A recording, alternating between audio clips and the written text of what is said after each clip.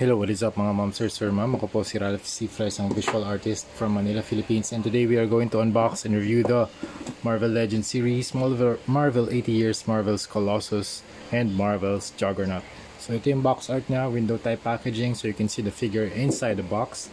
Tapos sa gilid, you have the Juggernaut comic book illustrations. Dito naman sa kabilang side, Colossus comic book illustrations with very nice color scheme. And ito yung comic book na featured silang dalawa, si Juggernaut and Colossus, na naglalaban. So meron ding Nightcrawler and Storm. Marvel's Colossus, a mutant with the ability to transform his body into metal. Pyotr Rasputin left his farm community to join the X-Men and fight for good. Marvel's Juggernaut, Kane Marko possesses superhuman strength and extreme durability that allows him to rampage through any situation as an unstoppable juggernaut of force. Very cool box art. Now let's proceed with the figures. Measure muna natin sila. Juggernaut stands around 8.5 inches tall. Yung width niya around 6 inches tall, and yung depth around 2.5 inches tall. Ito naman si Colossus. Alright, he's around 7.5 inches tall. Yeah, 7.5. Tapos yung kanyang width is 4 inches and depth around 1.5 inches. Tapos size comparison nilang dalawa. Yan, mas malaki si Colossus kasi si Juggernaut kaysa sa kanya. Okay? That one, okay. Front, side, back, and the other side. Alright, start tayo kay Juggernaut. Very nice sculpt, very sturdy plastic na ginamit. I think itong figure na to very hard to find na siya. Buti na lang may nagbebenta sa marketplace. So thank you very much seller dahil dahil binenta niya sa akin yung unit niya. MISB mga ma'am sir, super nice.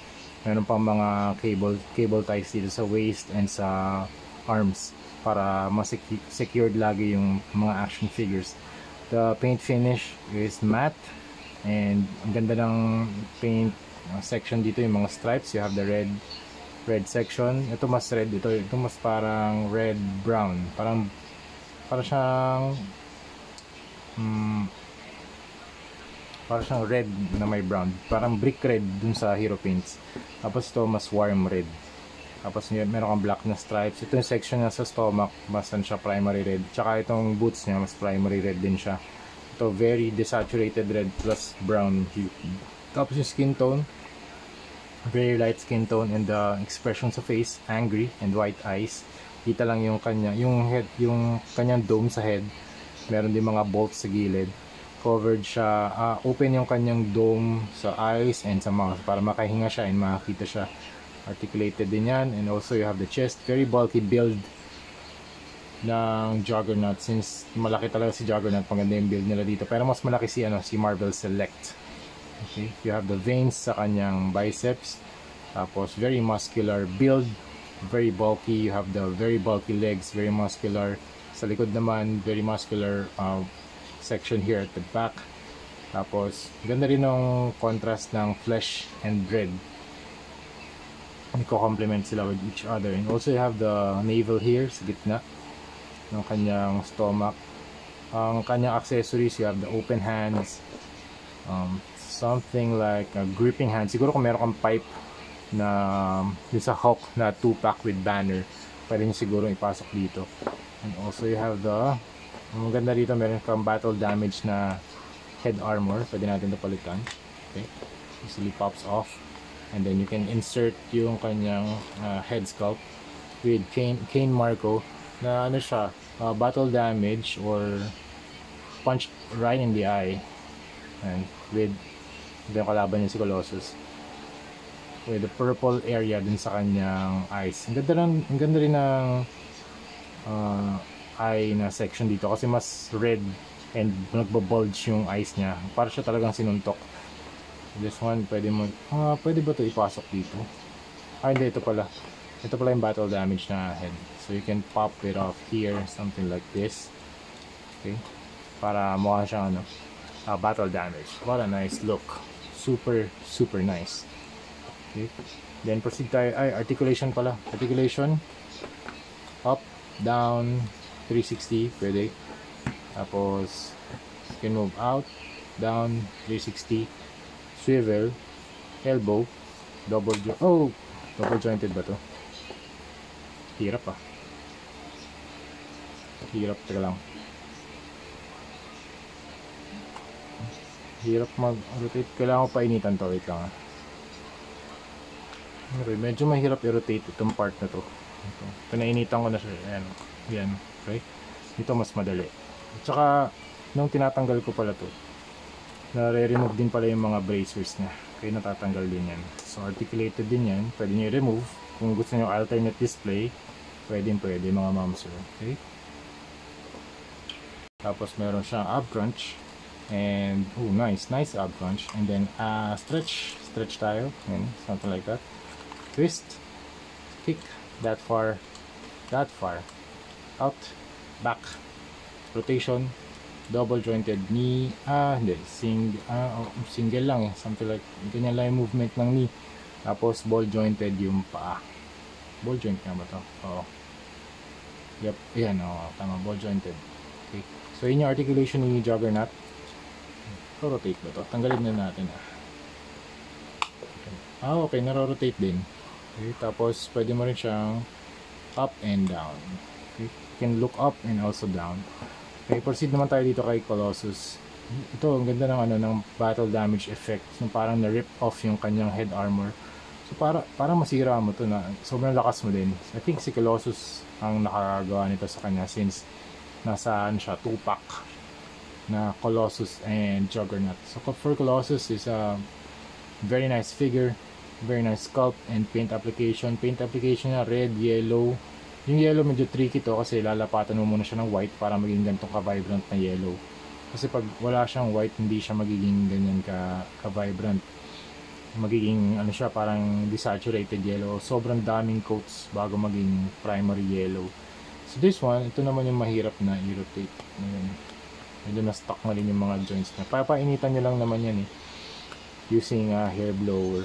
Tapos tatanggal din yung mga gauntlets niya. Okay. For Colossus, he has a metallic body. Very nice na sculpt. And yung mga lines, very fine. Very fine yung pagkakagawa ng mga panel lines around the arms, the body, and the legs. So you have the face, very nice face. Very sharp yung mga angles, and also you have the hair, very nice hairstyle, and naka-protrude yung kanyang eyebrow muscles, and then you have the nose, the cheeks, the lips. Tapos ito yung ganda ng kanyang suit.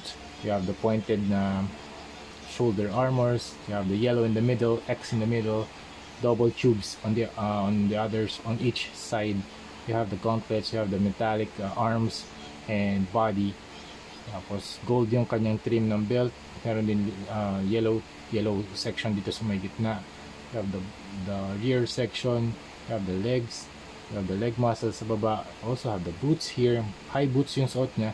Tapos meron tatlong inverted triangles dun sa top. And may accessory ba to? Ang accessories niya dalawang extra hands. Okay, for articulation, you can look up, down, 360. Tapos you can also move the arms, swivel. Medyo mahirap to galaw. Okay, one bend. Okay. Hindi siya double jointed, isa lang. Kasi pag double joint, pwede mong i-extend hanggang dito yung arm. Okay. Single lang one. Oo nga. Hirap lang din move kasi medyo matagal na rin tong item na to eh. Matagal na na-release. Okay. Tapos yung kanyang arm, kanyang hands pala sa ball joint. And then you can do the ab crunch. Very nice. Stretch. Very nice. That far. Very cool. Usually yung mga ganitong ab crunch, nilalagyan nila talaga ng extension dito para walang space. Konting space lang din. Tsaka painted yung ilalim. And dito rin. Very nice, very cool.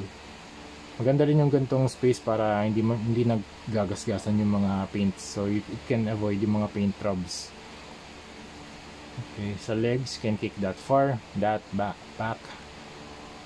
Okay, can move out to out din, back, twist, leg twist, double jointed yan, double jointed na knee, tapos ball joint yung paa.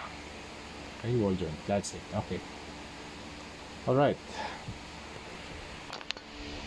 Okay, size comparison sa Jada Toys na Sagat. So, and Sagat, McFarlane Toys na Batman, Jada Toys na Cammy, Jada Toys na Feilong, and Jada Toys na Blanca. Okay, so yun lang mga mamsir, that's it. Yun ang ating Colossus and Juggernaut na review. Kung gusto nyo bumili nito mga mamsir, search lang kayo sa Shopee or sa Facebook Marketplace. Alam ko may mga nagbibenta pa rin ito.